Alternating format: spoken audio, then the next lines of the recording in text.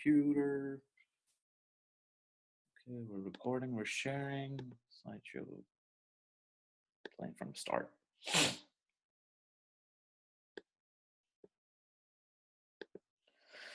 Okay. Assalamu alaikum wa rahmatullah. Wait, did I start recording? What's going on?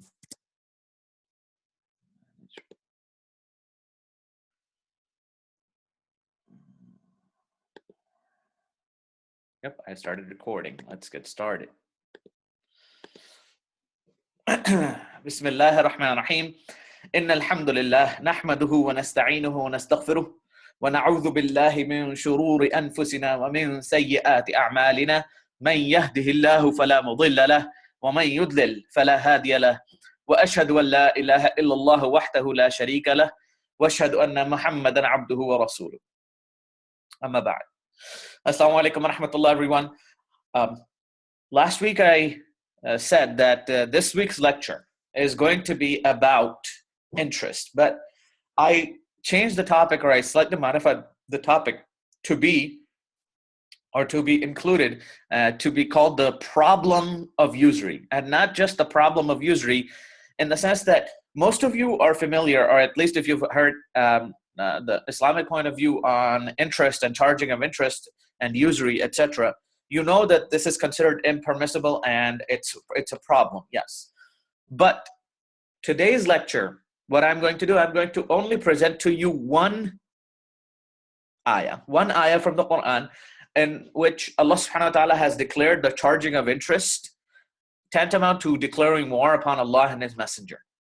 And I'm only going to give you one ayah. Now, there are plenty of other ayat and ahadith that that explain the problem, at least from the perspective of Islam, with the problem of usury. Why is or how Islam considered it impermissible? How it is one of the greater sins, or one of the greatest sins that one can commit. But the way I designed my topic, or the way that I'm going to explain my topic today, is not from a religious/moral perspective. I'm going to present you that one ayah, but beyond that, today I'm going to practically all of this is going to be about the practical problem of usury. All of it is going to be about the practical problem of usury, that this is not just a moral issue. Charging of interest and what happens to a society where interest is charged, etc.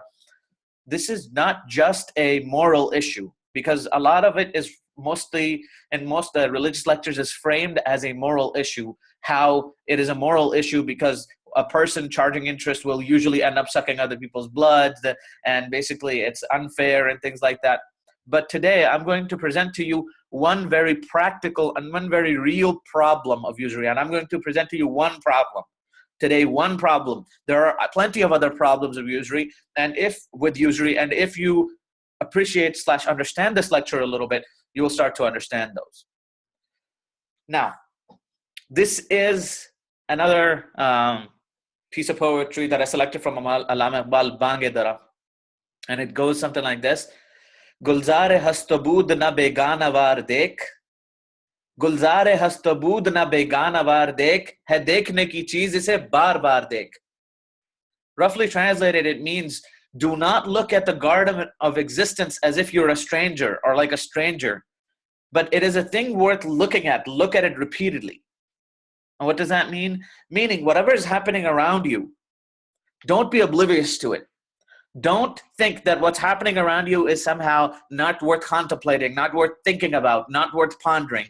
It is something worth looking at, something worth pondering, and something worth pondering repeatedly. So today, I hope I'm inviting you, to understand that what's happening around us regards to our economics, our finance, and what we do on a day-to-day basis when it comes to going to the bank, etc., that we don't do this more from a mechanical point of view, that we just go and we do it. We don't really think about what's going on. I want you to really think about and try to ponder and try to understand and try to engage with the world around you from an intellectual level. Think about the world around you. And the Quran, you open the Quran and you read the translation. And you will see seldom a page goes by in which Allah subhanahu wa ta'ala does not ask a question, does not ask you to ponder, and does not denounce ignorance. I want you to think. The Quran wants you to think. Islam wants you to think. Islam does not want you to be a donkey. Islam does not want you to be an animal going through this life without thinking.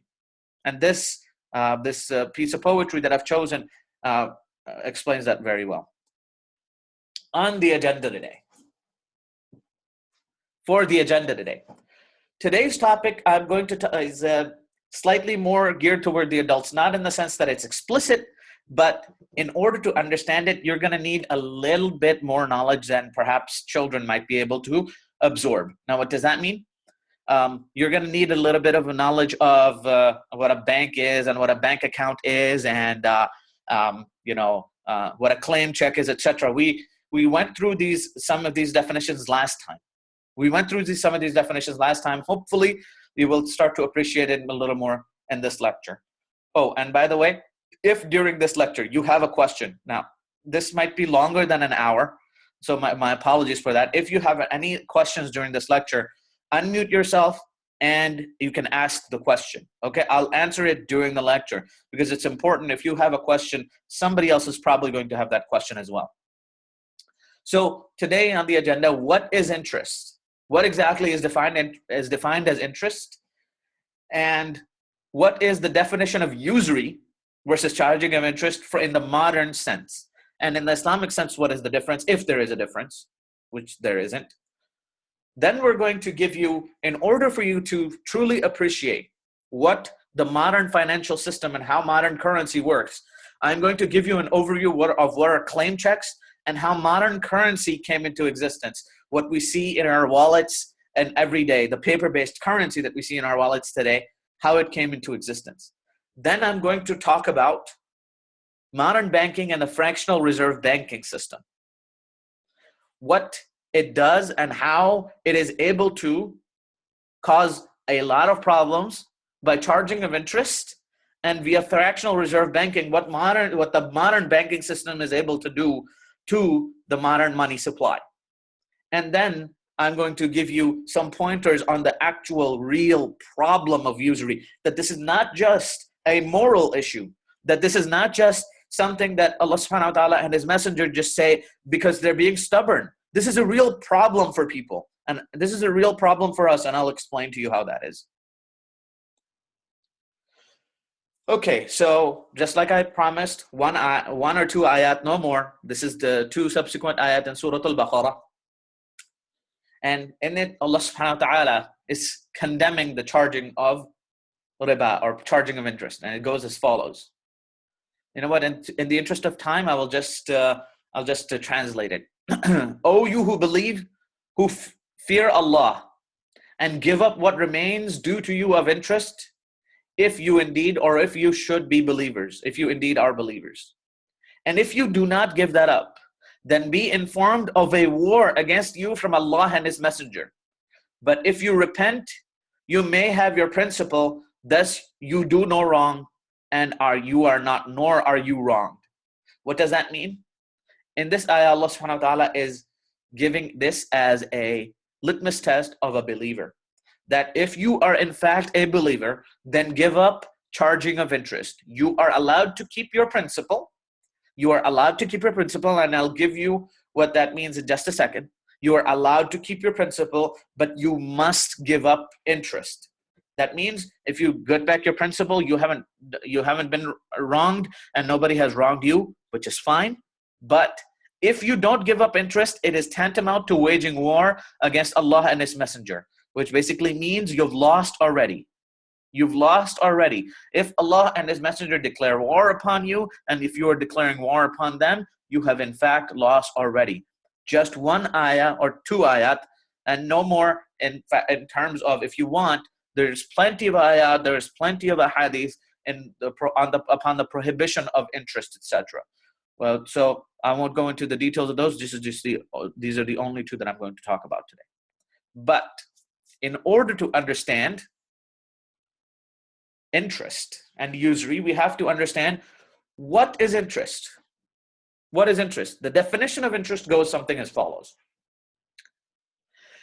Giving something today and expecting that to be returned tomorrow with the same thing plus interest. Now, what do I mean by that? What do I mean by that? I have 2 bullet points below. Very simple to understand. If I give you $10 today, which is principal, you agree to give me $10, which is the principal, plus $2, which is interest, tomorrow, for a total of $12. That is considered interest. This $12, this $2 is considered interest. This $10 is the principal. This is the original amount, but $2 is the interest for a total of $12. Now, this can be applied to practically anything. Meaning, if I give you 10 of anything, which is the principal today, and you give me 10 of anything tomorrow, plus 2 of anything interest tomorrow for a total of 12 anything, this is called interest. Now, what does that mean? I give you $10 today, and tomorrow you give me $10 plus $2 interest, or I give you 10 gold coins today, and you give me 10 gold coins principal plus 2 gold coins tomorrow interest, or if I give you 10 cars today, and you give me 10 cars tomorrow plus 2 cars interest, or if I give you 10 houses today, you give me 10 houses tomorrow plus 2 houses interest, anything. And in the fill in the blank, you can say anything: sheep, horses, cows, phones, anything.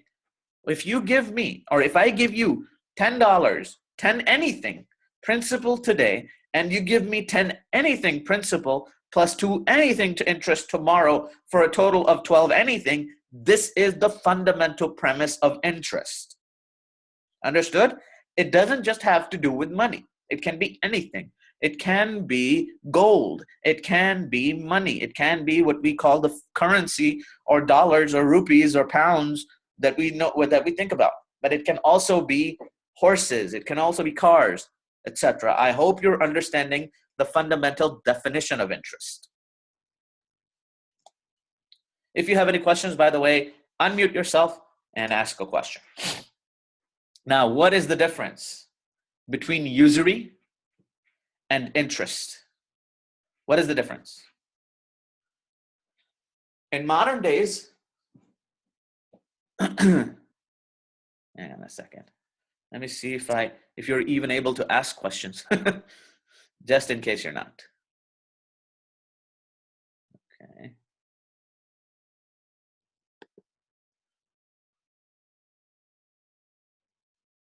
Good. All right, so slideshow, play from current slides. All right. Now, in modern days, in modern economic terms, today, the world we live in today, charging of some interest is considered practical and not usury. Meaning that if you go to a bank and you borrow something for a loan, and tomorrow you have to pay that loan back with the principal plus interest, a little bit sometimes, depending on what type of loan it is. It can be 14% on credit cards. It can be 7 to 8% on car loans. It can be 4 or 5% on mortgage loans, etc. In modern days, charging of some interest is considered practical, meaning that it's ought to be allowed, that it isn't usury. In fact, the religion of Isa alayhi salatu wasalam has been modified in the sense that most Christians today, practically most Christians today, do not consider charging some interest as a sin. They consider charging of some interest as practical and necessary, and it's not considered usury. Usury, which is quote unquote in the modern terms, which is quote unquote in the modern days, is a crime, is the charging of unreasonably high interest rates. Now, what is unreasonably high? It's an arbitrary number. Sometimes some places have more than 15%, sometimes it's more than 20%, 30%, 40%. But in today's society, some interest loans, some payday loans, etc., charge up to 200 to 300% interest. Now, those are still not considered usurious. But in Islam, charging of any interest is not permitted, and it's considered usury. Meaning, any interest, and charging of it is considered, whether it's 1%, 0.1%, 0.2%, any interest. Now, remember the definition of the previous example, right? What was the definition of the previous example? 10 of anything plus 2, that means that was a 20% interest, right? 10 plus 2, that's a 20% interest rate. It's not like in Islam 10% is okay, or 5% is okay, or 4% or 3% or 2% is okay. It's because it's low. No, it's not. It's not permitted. It is not permitted. So that is the difference. In modern terms, there's a difference between usury and charging of interest. Usury in modern days is considered interest rates that are too high, arbitrarily high. And those are typically determined by the laws of the land. But in Islamic terms, usury or charging of interest is never permitted, even if the interest rate is low or if the interest rate is high. Okay? But, however, in order to understand the practical problem with usury, now what is the big deal with usury? What is the big deal with usury? We have to understand how modern money came about. Meaning, what we have in our pockets today, take out a piece of paper that you have in your wallet or in your purse and look at it. What is it? It's a piece of paper. How did it come about today? We have to understand. In order to understand why usury and charging of interest is such a practical problem, we first must understand how money, what the money that we have in our wallets, how it came about. Okay. In order to understand, we are going to rewind the clock a little bit. Imagine we are living in society that does not have banks, that does not have a modern finance structure that we have today. And in that old society lived a man. This is just, I'm doing it in story format so that it's easier to understand. Lived a man named John Doe. Now, John Doe, because he was an industrious man, he used to cut wood, he used to fix people's houses, etc. He was able to earn over a long period of time by working really, really hard. He was able to earn and save 1,000 pieces of gold. Now, 1,000 pieces of gold in that old time is actually a pretty good amount of money. It's very reasonable.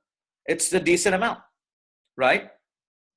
But he has that 1,000 gold pieces. Well, what's the problem with that 1,000 gold pieces? Gold, you see that bag, it's almost his own personal size. He's huge. Gold is hard to carry. Gold is hard to carry. And if you want to, it's a very attractive proposition for thieves to look at and, oh, it's shiny, it's golden. That's very easy target for theft. Gold is not easy to carry. It's very easy target for theft. And it is very difficult to do large transactions with. So imagine if you wanted to buy something worth 1,000 pieces of gold, right? Like a horse or a cart or something. You would have to pick up 1,000 pieces of gold, take it to the person, give him, and get the cart or get the horse. Now, what's the problem?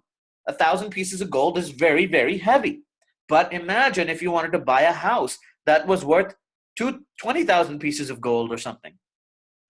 You would have to carry 20,000 pieces of gold with you to do that transaction. Therefore, gold is hard to carry, difficult to do transactions with. Now, Mr. John Doe needs a solution. He has a problem. He needs a solution. Introducing a man called the Goldsmith, Mr. Goldsmith. Now, who is Mr. Goldsmith? Mr. Goldsmith is a goldsmith by trade, meaning he knows what gold is worth. He knows the purity of gold coins, and he knows that the gold coins that Mr. John Doe has is actually worth something, somebody who's not a goldsmith or doesn't know gold won't know that gold is worth something. And because he knows the weight and purity of gold coins, he also has a vault where he keeps his own gold. He says, you know what? Gold is valuable. And in order to protect it, I have a vault. In order to protect it, he keeps a vault. And what does he do? He has a vault, and this is the solution to John's problem. John says to him, John goes to Mr. Goldsmith, Mr. Gold, I have all this gold. You have a vault. Can I give you this gold? Mr. Goldsmith says, sure. You can give me the gold. Take my claim check, meaning it's a piece of paper, which is a claim check. Remember we talked about claim checks last time? All it is a piece of paper or a receipt that says, I, Mr. Goldsmith, have taken 1,000 pieces of gold from Mr. John Doe. And we're going to trade. You keep the paper check. I keep the 1,000 pieces of gold. And now Mr. Goldsmith has the 10,000 gold coins in his, 1,000 gold coins in his vault.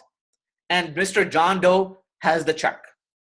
He has a claim check. Now, at any given time, Mr. John Doe has the privilege, has the ability to take this check with him and give it to Mr. Goldsmith and say, Mr. Goldsmith, I want my 1,000 gold pieces back. And Mr. Goldsmith, by virtue of the fact that this is a claim check and it's a legitimate claim check, is obligated to return his 1,000 gold pieces to Mr. John Doe. Right? Now, Mr. John Doe is happy. His gold is safe. His gold is safe in a vault, and it's not being stolen. Has no possibility of being stolen. And he doesn't have to carry around 1,000 gold pieces. He just has to carry around one piece of paper. Now we're going to say this claim check for gold. This claim check for gold was the first paper-based currency that we see today. So the paper currency that you have in your wallet, right? Think of it. Why is it that you are able to take it to the store and the store owner, even though it's a piece of paper, practically if you burn it, it's worth nothing. Maybe if you burn it, maybe it'll give you a little bit of heating, etc. This claim check for gold is the first paper-based currency because it has inherent value. You can exchange it for actual gold. That's why it has value. But it doesn't end there. You have created a paper-based currency or a claim check for gold that can now be used in other transactions. What does that mean? Mr. John Doe turns around and he says, you know what? I would like to buy a horse. And it so happens, the gentleman below, his name is Lee Farmer, is selling a horse. Okay? Now what do? John Doe can do one of two things. He can take the gold, take his claim check, go to Mr. Goldsmith, get his 1,000 gold pieces, give it to Mr. Lee Farmer, and Mr. Lee Farmer will give him the horse and everybody will be happy. But there is something else that can be done. You can exchange this claim check, this gold claim check, just a piece of paper, for something of real value in the real world.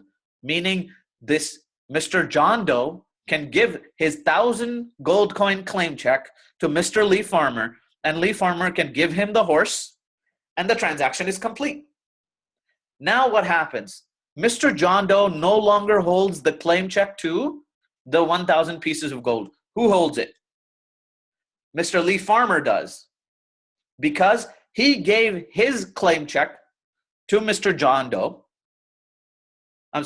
John Doe gave his claim check to Mr. Lee Farmer, and he gave his horse to John Doe. And now Lee Farmer holds the claim check, and now Mr. Lee Farmer can go to Mr. Goldsmith and claim the 1,000 golden pieces. What did this do? This made the transaction of buying a horse a lot simpler. Why? He did not have to take 1,000 gold pieces out from Mr. Goldsmith, bring it to give it to Mr. Lee Farmer, and then Mr. Lee Farmer would have to worry about buying or finding another vault for that gold. All that really happened is the gold was where it was. It was in Mr. Goldsmith's vault. All they exchanged was a piece of paper in exchange for the horse, and the transaction was complete. Now Mr. Lee Farmer has the privilege to claiming that 1,000 pieces of gold for himself. This is what is modern currency, how modern currency came about. So think about it. Why are you and I willing to exchange things of value for pieces of paper? Right? Why are we willing to do this? If somebody gives you $20, you're pretty happy. You go to work, you work hard, and they give you pieces of paper. Somebody gives you a piece of paper. You take it to the store, you give them a piece of paper, and in exchange, they give you something of real value. They give you eggs, they give you bread, they give you milk, they give you other things. Why? Because this paper represents value. And larger the paper, the larger the value that can be traded. Meaning, for $20, you can buy a little bit. For $100, you can buy perhaps a piece of some electronic equipment. $1,000, you can buy a television. For $10,000, you can buy a car. For $100,000, maybe you can buy a car. For $1 million, you can buy a mansion. So on and so forth. So remember this, second bullet point.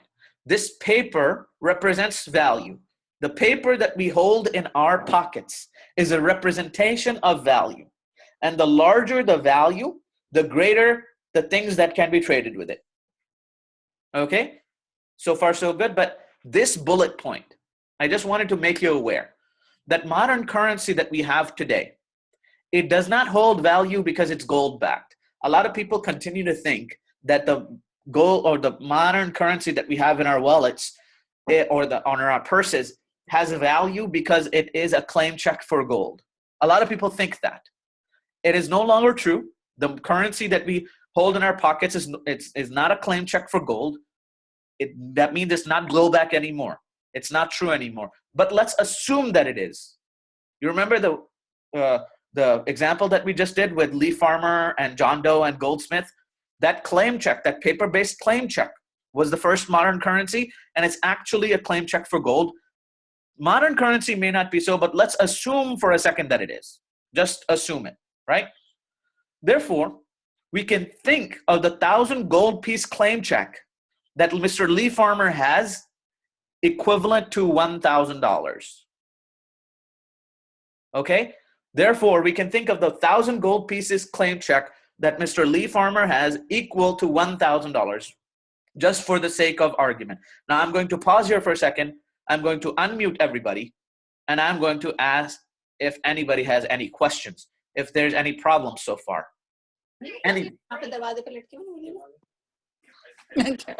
Anybody have any questions? You're all unmuted now.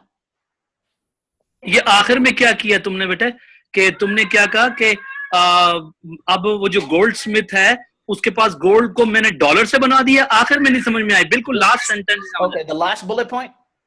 नहीं, last sentence जो तुमने बोला कि अब फर्ज कर लें कि आपने वो जो गोल्ड स्मिथ था उसके वो जो गोल्ड के कॉइन थे उसको मैं डॉलर से रिप्लेस कर रहा हूँ $1,000 से. ऐसा ये आखिर में नहीं पता लगा. Got it. Okay, let me give you we can think of the 1,000 gold piece claim check being equal to $1,000, meaning claim check को ठीक है, क्लेम चेक तक ठीक है, क्लेम चेक तक ठीक है, लेकिन तुमने उसको तो नहीं रिप्लेस किया ना, गोल्ड स्मिथ को कॉइन को उससे तो डॉलर से रिप्लेस नहीं किया ना. No, बट ठीक है, बस फिर सही है, उसको रिप्लेस नहीं किया. But you can think of that कि वो जो 1,000 claim check for gold है ना, इसको आप 1,000 gold piece claim check के बजाय $1,000 कह लें, just for the sake of supposition. आजकल मसलन मेरा claim, what I'm making the claim is that the currency that we have in our pockets is not gold backed. ठीक है. Assume that it is. ठीक है. Assume that $1 is equal to 1 gold piece. $2 is equal to 2 gold pieces. $1,000 is equal to 1,000 gold pieces. Let's assume that it is. अच्छा. ठीक है. Let's make the assumption for a second. ठीक है. Go ahead. So now, any other questions so far? I think Chuchu Mama is enjoying this one. Mathematician in him. Okay, I'm going to, if there are no more questions, I'm going to mute everybody again and let's continue.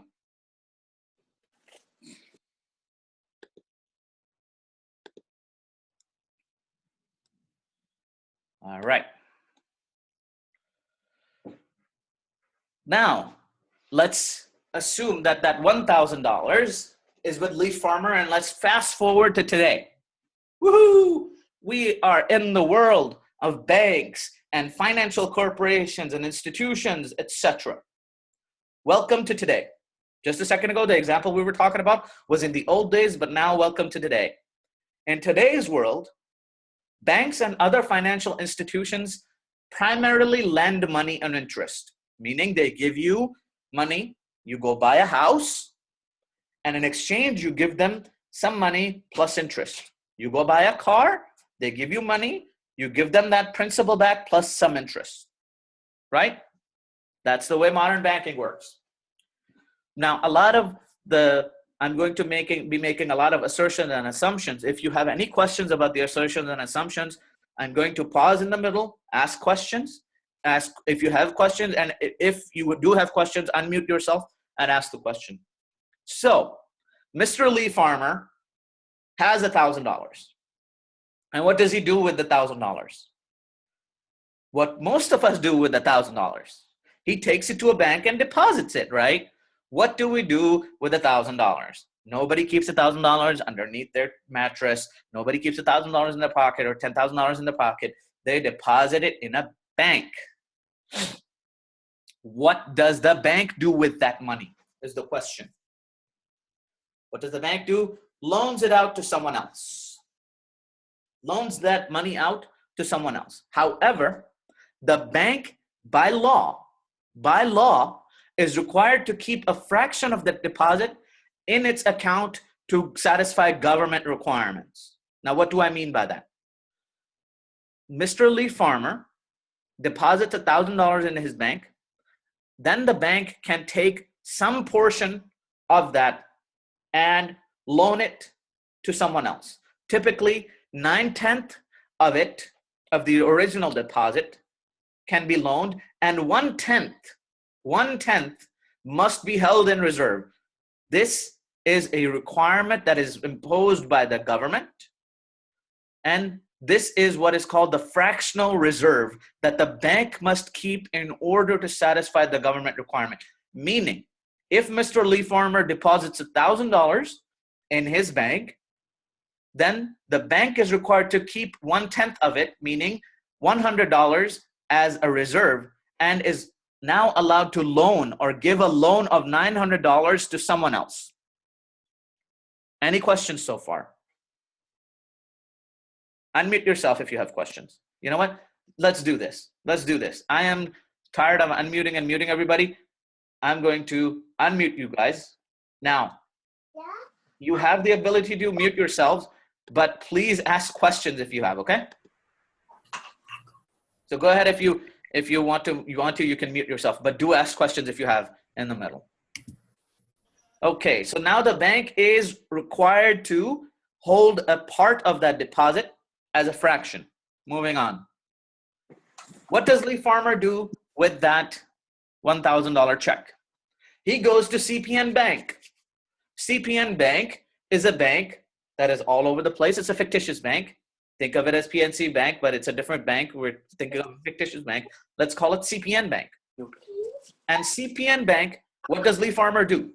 He takes his $1,000 and he deposits it. He deposits it in his, hang on.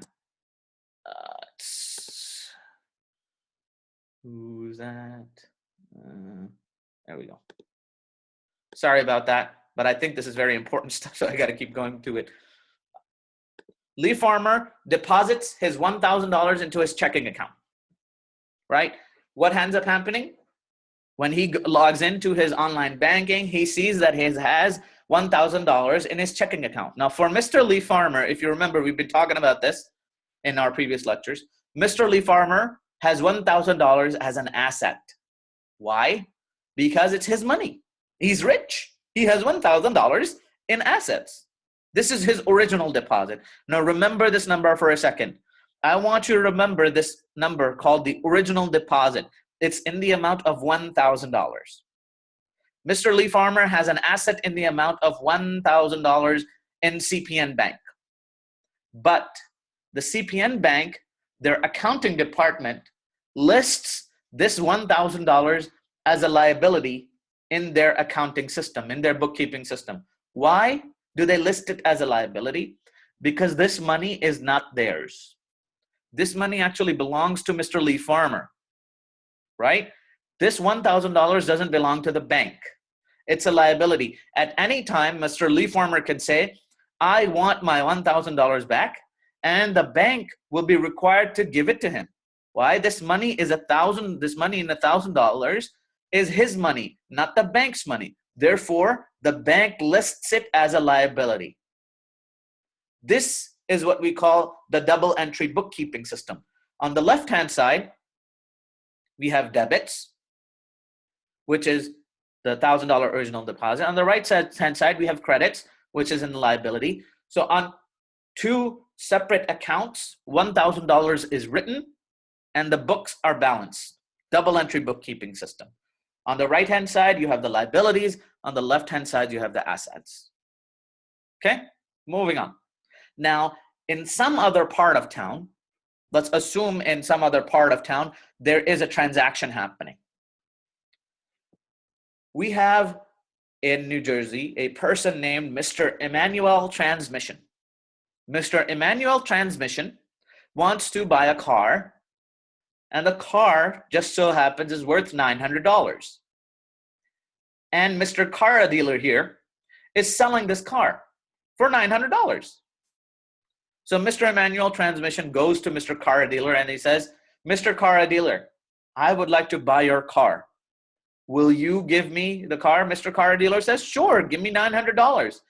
And Mr. Emmanuel Transmission says, well, sorry, I don't have the $900. So Mr. Car Dealer says, great, why don't you go get yourself a loan? So Mr. Emmanuel Transmission goes to the bank, goes to CPN Bank. And you remember just a second ago, what was the accounting? Mr. Lee Farmer had $1,000 assets in checking account, and CPN Bank had $1,000 in liability. Now in walks Mr. Emmanuel Transmission, and he says, Mr. CPN Bank banker, can you please give me $900 in loan? I need to buy a car. And the bank says, sure, I'll give you $900. And the bank lists that $900 as an asset in their accounting portfolio. Why? Because in this case, Mr. Emmanuel Transmission owes them this $900. And for Mr. Emmanuel Transmission, this is a liability. Why is this a liability? Because he owes it back to the bank. He must pay this $900 back to the bank plus interest. Now, the accounting equation is satisfied. Why? You remember what we talked about just a second ago? Fractional reserve, the bank has to keep 1/10 of the money in reserve, and they can loan out 9/10, which is exactly what they did. They gave $900 in loans to Mr. Emmanuel Transmission to buy a car. And Mr. Emmanuel Transmission got a liability for $900. Why? Because he has to return this money. The accounts are now balanced. Double entry. On the left-hand side, we have assets. On the right-hand side, we have liability. On the left-hand side, we have debits. On the right-hand side, we have credits. Now, Mr. Emmanuel Transmission goes to Mr. Car Dealer, and he says, here's a check for $900. Can you now give me the car? And Mr. Car Dealer says, sure. Take it. Now what happens? Mr. Emmanuel Transmission gets possession of the car, and Mr. Car Dealer here gets a $900 check. Okay? Now Mr. Car Dealer has just sold his car to Emmanuel Transmission. Emmanuel Transmission is happy, he gets a car. Car Dealer is happy, he gets $900. Everybody good? But now, Mr. Car Dealer has a check of $900. What do you think he's going to do with it? He's going to do what everybody else did with it. He's going to deposit it in his bank. Mr. Car Dealer goes to his bank called Wells Fargo Bank. It so happens he goes to Wells Fargo Bank. It is a different bank. It is not CPN Bank. It's an entirely different bank. And he deposits his $900 into the bank. Right? Mr. Car Dealer's checking account balance is now $900. Wells Fargo's deposits has a liability. Why? This money is not theirs. This money is actually belongs to Mr. Car Dealer. So now the accounting is balanced again. Checking, deposits, assets, liability, debit, credit, left, right, double entry bookkeeping system. On the left-hand side, you have assets, right-hand side, liability. Everybody's happy. Now, Wells Fargo Bank has $900 in deposits. In some other part of town, another transaction is happening. There's a second transaction happening. There's a man called Adam Consumer, and Mr. Adam Consumer wants to buy a television or a TV from, it just so happens, his name is Mr. Television. I could not come up with better names. Sorry, guys. So Mr. Television is actually selling a TV. And Adam Consumer goes to Mr. Television and says, I would like to buy your TV. And Mr. Television says, sure, you can have my TV. It'll cost you $810. Mr. Adam Consumer says, I'm sorry, I don't have $810. I don't have $810. So what does Television says to him? Why don't you go to the bank and get yourself a loan? So Mr. Adam Consumer says, sure, I'll go to the bank. And which bank does he go to? He goes to Wells Fargo Bank. The Wells Fargo Bank in which Car Dealer had just deposited $900. He walks into the bank and he says, can you please give me a loan for $810? I would really, really like to buy that television. The bank says, sure, you can have the loan. Here you go. And the bank lists that loan as an asset. Why? Because Adam Consumer needs to return this $810 back to the bank. But for Mr. Adam Consumer, this is actually a liability. Why? He has to return this $810 back to the bank plus interest. So it is a liability for him. Okay? Now, the books are balanced once more. On the left-hand side, you have assets. On the right-hand side, you have liabilities, 900, 900. And then you have 800, 800. Got it? On the left-hand side, debits, right-hand side, credits, double entry bookkeeping system. Now, because he has a loan, against that loan, Mr. Adam Consumer is able to write a check in the amount of $810. And Mr. Adam Consumer, gives it to Mr. Television and says, now can I buy your TV? He says, sure. So they exchange it. Mr. Television gets the $810 check, and Mr. Adam Consumer gets the TV, and everybody's happy. Right? This was the second transaction.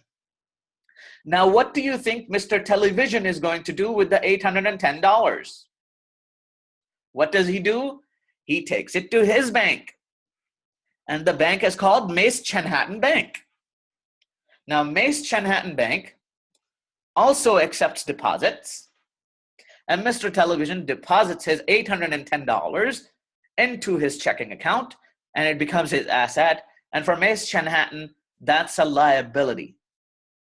Now, in some other part of town, a third transaction is happening. What's going to happen? Mace Chenhattan is then going to loan out 9/10 of $810, and this process will go on and on and on and on and on. Now, via double entry bookkeeping, what did we do? This is our transaction log. What happened? In the amount, the original deposit was $1,000, right? For the first bank, what was it? CPN Bank. For CPN Bank, that $1,000 was a liability. So the total money supply in the system was $1,000. In the first transaction, because of government requirements, CPN Bank had to keep 1/10 of that loan, into their system, and they were allowed to loan out 9/10 of the loan for the first transaction, which was for the purchase of the car. And Mr. Emmanuel Transmission got a loan for $900, which was a liability for Mr. Emmanuel Transmission and an asset for CPN Bank. And he was able to purchase the car. What happened was, with that check, with that $900 check, we created out of thin air, out of nothing, $900. Original deposit was $1,000. Now the money supply increased to $1,900. For a second transaction, in our second transaction, Mr. Adam Consumer went to CPN Bank and asked for a loan. CPN Bank, actually no, this wasn't CPN Bank, this was Wells Fargo, right? And in the second loan, Wells Fargo gave him a loan for $810. Why? Because 9/10 of that 900 they were allowed to loan out, and they had to keep 1/10 because of government requirements in their accounts. So they loaned out $810. And $810, he wrote the check for the television to Mr. Television, and that paper check represents an additional money supply of $810. So 1,900 plus 810 equals 2,710. Now, in our example, we stopped at the second transaction. But what happens in the real world, these transactions continue. From the original deposit, first transaction, second loan transaction, third loan transaction, fourth loan transaction. Notice as we go from the original deposit to nth transaction, the money supply keeps increasing in smaller and smaller amounts. The first time it increased from $1,000 to 1,900 for a total of 900, meaning the money supply increased by the amount of the loan you gave, and then the next amount, and then the next amount, and then the next amount. Each subsequent amount is smaller than the previous one by how much? By 1/10, which is the fractional reserve.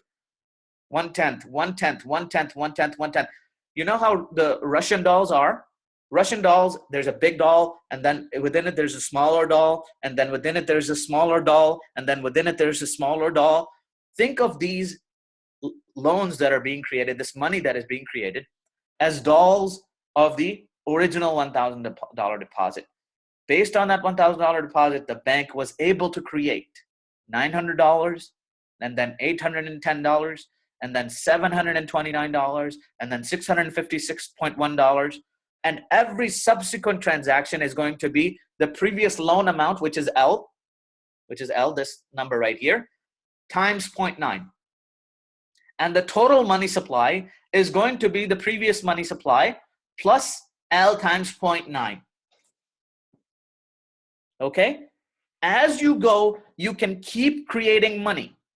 We went from $1,000 to $4,000 in 4 transactions. I just proved it to you. With this money, with this fractional reserve banking, we can keep going to the nth transaction.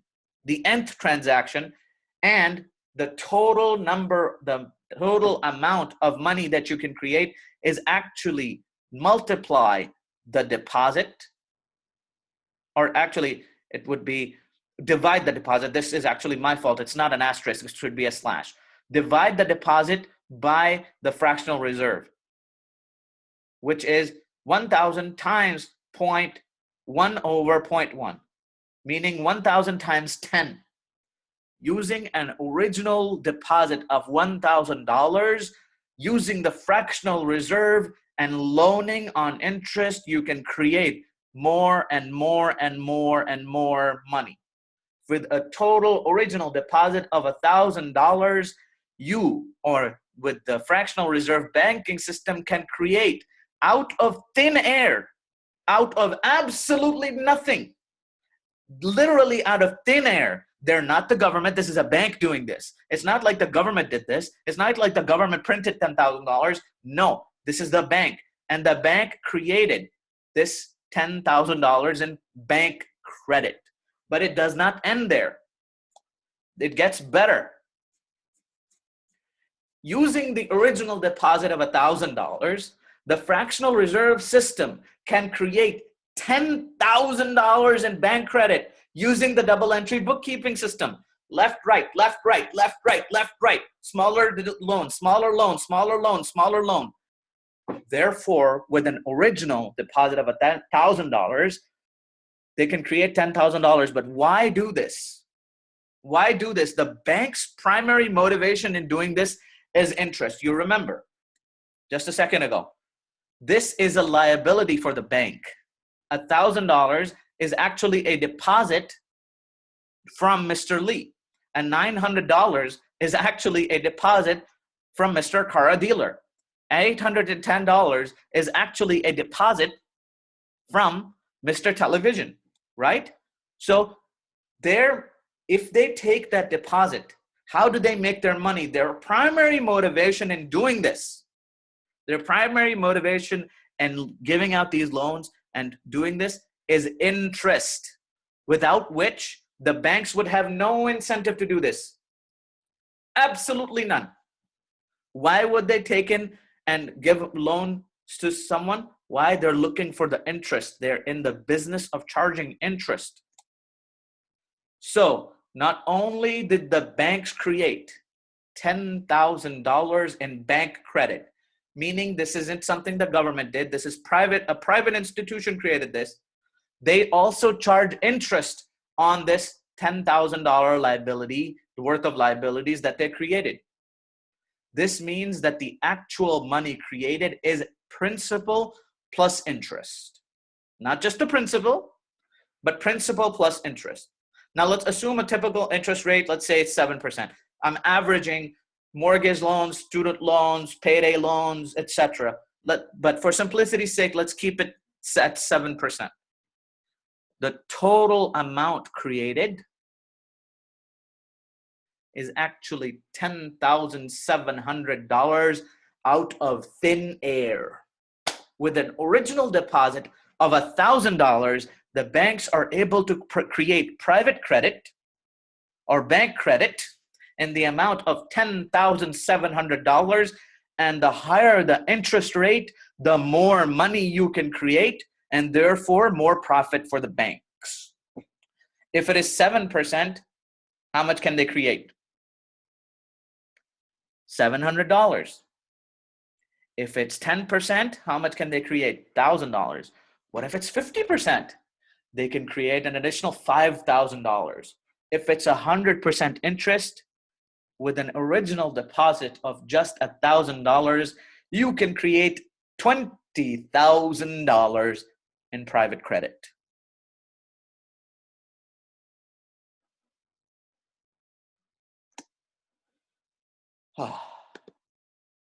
Now, the problem of usury. What is the big deal?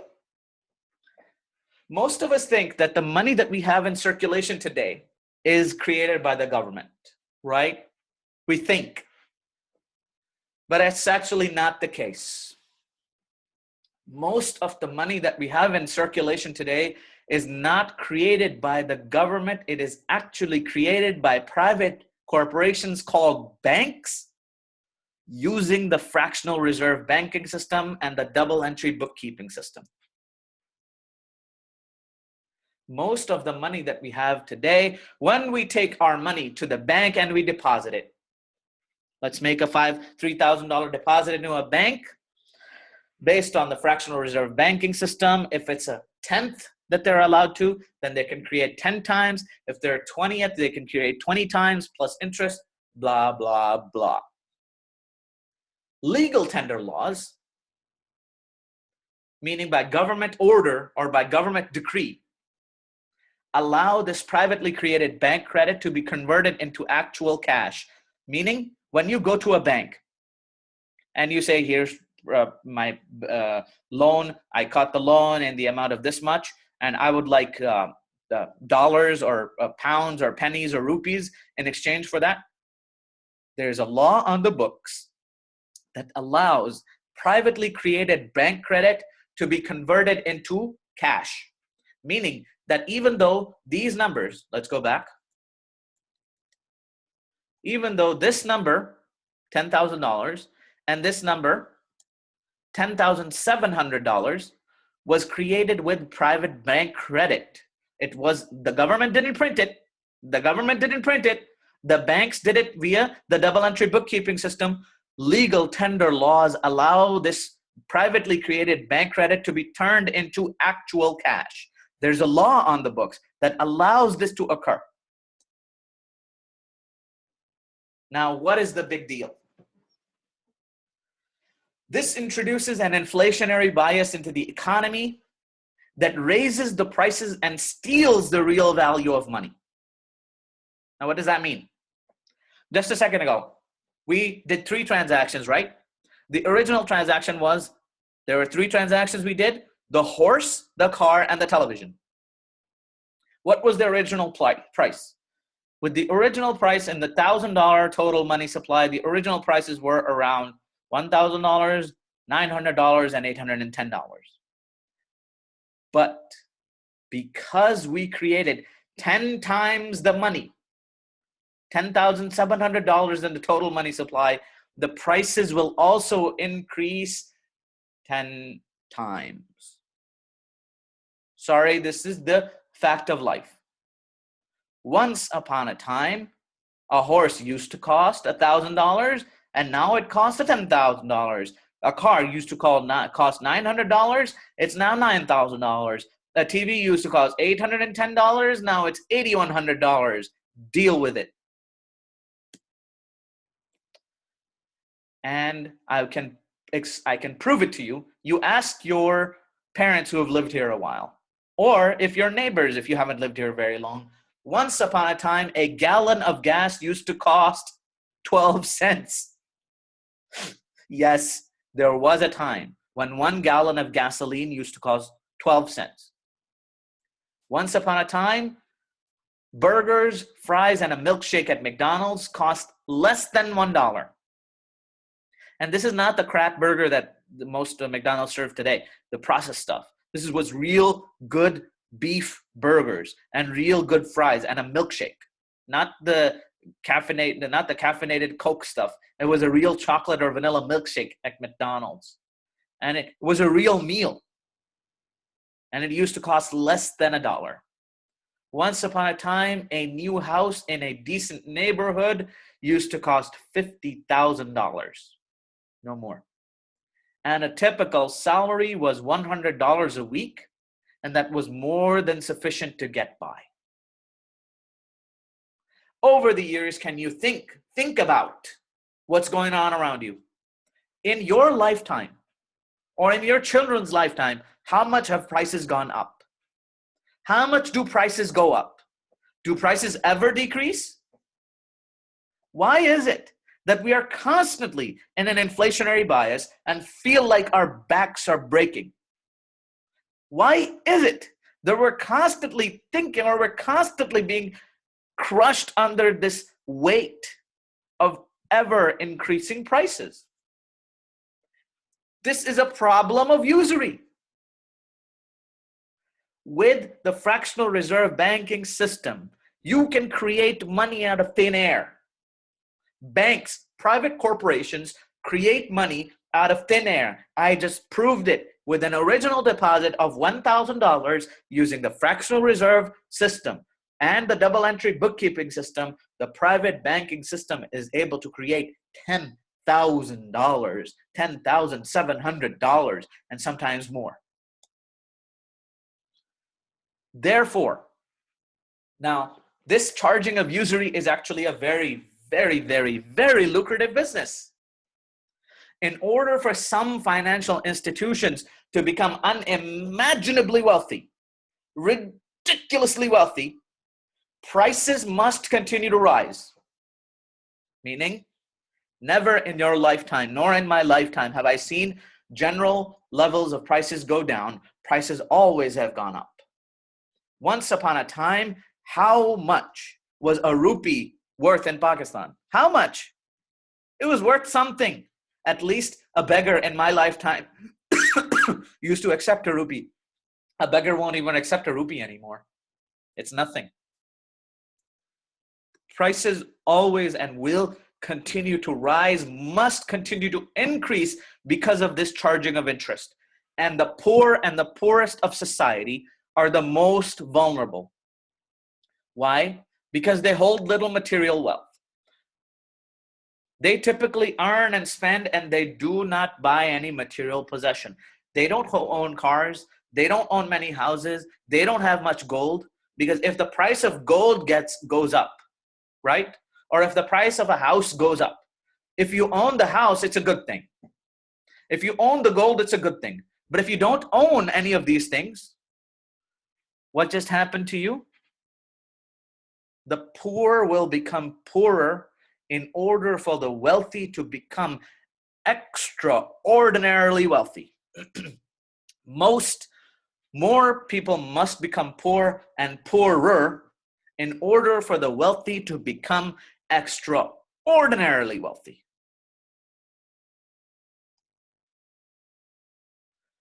Going back, do you think about what's going on around you? Do you ponder this stuff? Is this something that keeps you up at night? Is this something that you think about for your children?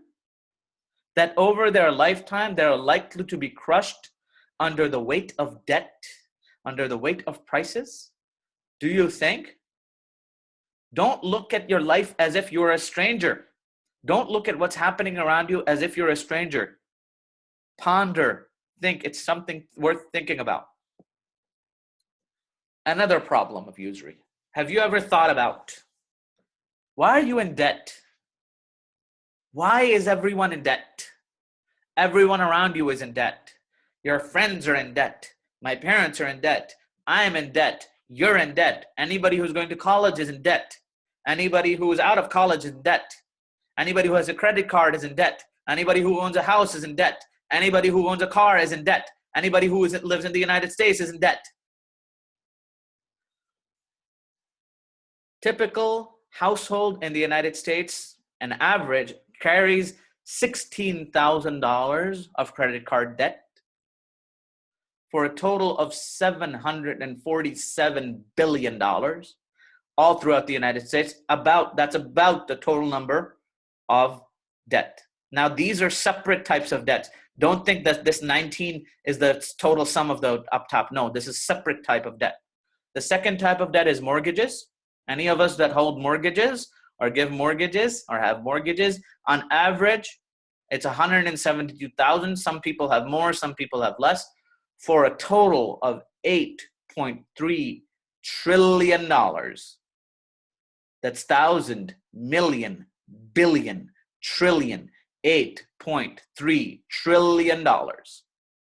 Student loans, anybody who wants to go to college or is coming out of college, on average, you are likely to hold $28,535 in debt for a total of $1.14 trillion all across the United States. In auto loans, $49,000 for a total of $1.2 trillion. And in terms of the national debt, the total national debt, which is the national debt that the United States owes upon its treasury bonds, is $19 trillion. An average household holds 16, 172, 28, 49, $166,000 in debt. Everyone is in debt. The governments are in debt. The people are in debt. Banks are in debt to themselves. People are in debt. You are in debt. I am in debt. Everyone is in debt. Now, I don't want, this is a practical, so today I talked about was one practical problem with usury or charging of interest. I'm asking you to make dua for yourselves, for me, and for us.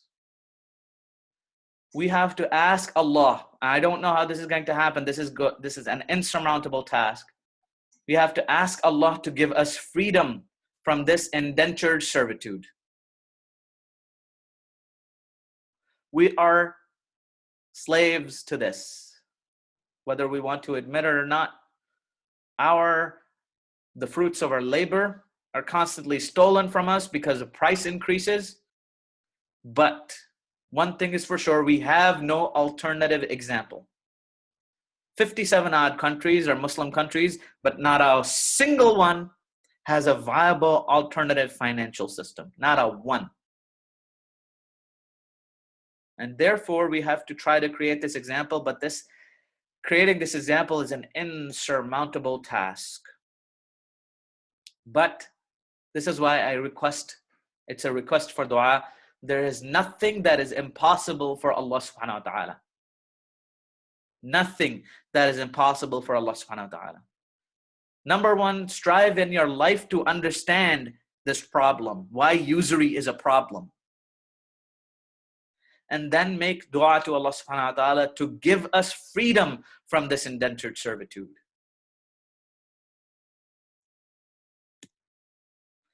In conclusion, what did we talk about today? We talked about how claim checks and claim checks for gold were the first paper-based currency, how fractional reserve banking and the double entry bookkeeping system is able to create money out of thin air, and how this creation of money actually keeps prices up and keeps the poor poorer and the rich richer. Next week, inshallah, we're going to talk about the importance of dua when faced with insurmountable odds. There are things in life that are going to happen to you that are going to appear impossible. At that point, you're only going to be faced with one of two options: give up, or make dua to Allah subhanahu wa ta'ala with the certainty that nothing is impossible for him, and try to overcome those odds. That is what I'm going to talk about in next week's lecture. سبحانك اللهم وبحمدك واشهد ان لا اله الا انت استغفرك واتوب اليك وما علينا الا البلاغ المبين. I am going to open up to everybody for questions. Questions. This was a lengthy one. I know, I'm sorry, but I think I explained it. Please let me know if you're still confused.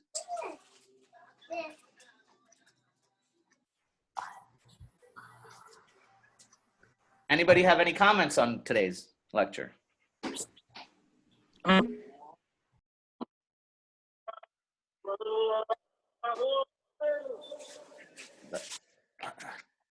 Lord.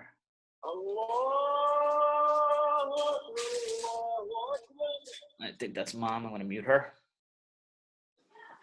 Anybody have any questions, comments, concerns? Nothing? All right, everybody. Jazakallah khair for watching today's lecture. I hope it wasn't too complicated, but do tell me, was it too complicated? नहीं बहुत अच्छा था. कम से कम पता तो चल गया कि हम किस मुसीबत में जा रहे हैं और कब तक जाते रहेंगे. But समझ में आया थोड़ा सा या बिल्कुल ही सच से गुजर गया? नहीं बहुत अच्छी तरह समझ में आया. Good. जाने ठीक है. Because I was afraid that the way I explained it, this is I had to merge in a lot of topics in order to come up with one problem with interest. This is not the only problem. सिर्फ ये मुसीबत नहीं है, और भी कई मुसीबतें हैं. लेकिन एक कम से कम थोड़ा समझ तो आए. Anybody else have any comments? What about the kids? Did you guys at least get something out of this? Yeah, I understood so much. Okay, good. अच्छा बेटा, बस मैं ये सोच रही थी कि हमने जो डिफरेंट बैंक्स के नाम लिए हैं या डिफरेंट बैंक का सोचा, अगर हम ये सोचें कि ये एक ही बैंक है और बार बार उसी के पास जाते हैं, तो उस तरह से मेक सेंस करेगा या नहीं करेगा? बिल्कुल करेगा साला. The banking system is actually one large bank. It's one big closed system. ठीक है? हाँ. ऐसा नहीं है कि क्या नाम है? You can think of it as one large bank. It'll still work. You don't have to. Let's assume, for argument's sake, the 3 examples I gave. What if they go to the same bank? You can keep creating that money, but the same bank can creating money over and over and over again. the next person doesn't have to deposit in a different bank. He can deposit in the same bank. सही बात है. हाँ. Doesn't have to. But मैंने different banks इस वजह से बताया confusion ना हो. Confusion. हाँ. But basically होता तो एक ही बैंक है, वो असल में तो एक ही सिस्टम है या एक ही सिस्टम में जाते हैं, वही सिस्टम जो है वो करता है. ठीक है. हाँ, इस तरह से मुझे ज्यादा समझ में आ रहा था. मुझे थोड़े से ना बैंक जब डिफरेंट बैंक इन्वॉल्व हो गए तो मुझे जरा सा कंफ्यूज हो गया. लेकिन अगर मैं ये सोचूं कि एक ही सिस्टम या एक ही बैंक है तो वो जाहिर है उस बैंक ने तो फिर 1000 से वो 1000 $1,000 से क्या क्रिएट कर लिया. Privately created bank credit money that we see today is fiat currency and private money. It's created by banks. It is not created by the government.